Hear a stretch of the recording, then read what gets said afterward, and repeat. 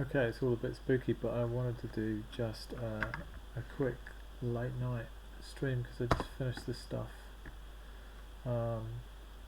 Still some bugs here, so excuse the bugs, but I think it's quite interesting. So I've written a bunch of completion stuff, dev tools for hacking based on Treesitter, which I feel like not many people are using right now except to do syntax coloring. So let me show you with some C, sliceman.c. So I'm going to turn on this Treesitter stuff, and I think it's going to fail. I don't know why that is right now because it is actually working. So here you see I've moved to this point in the function, and let me do it again. Here we go.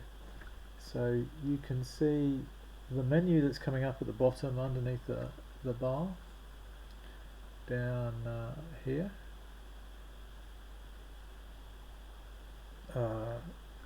This is a menu of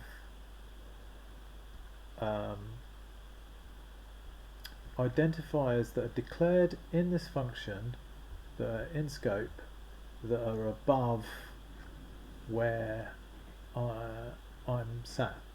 So basically they're lexically bound identifiers, and if I want to use one of those identifiers I can just hit these things.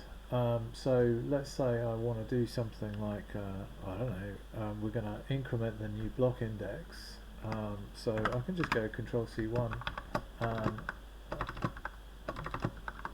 like that, and apart from the fact that it took me ages to type the plus and then semicolon, you can see that I don't have to type the new block index again.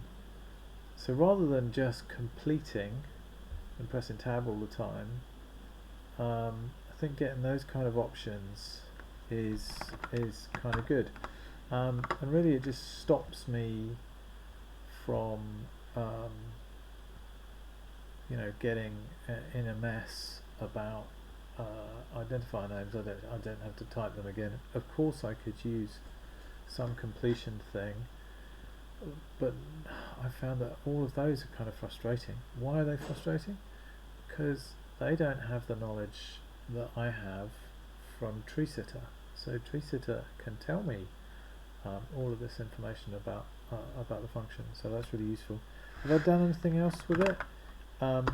Yeah, I've done one other thing which I haven't really finished yet, which is to parse the imports, and so in here I've got a nick tsn included functions, which is nil here. Not sure why that is.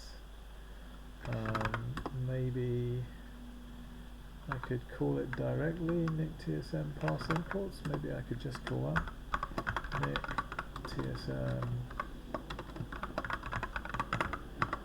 parse imports. And again, it's still failing. Does it take a buffer or something? It doesn't. It just works off the current buffer.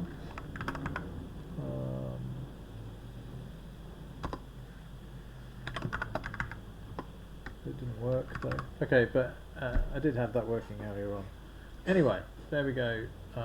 Feels like some of this is doable, and it's maybe more powerful than some, at least, of the LSP stuff, and it's certainly faster.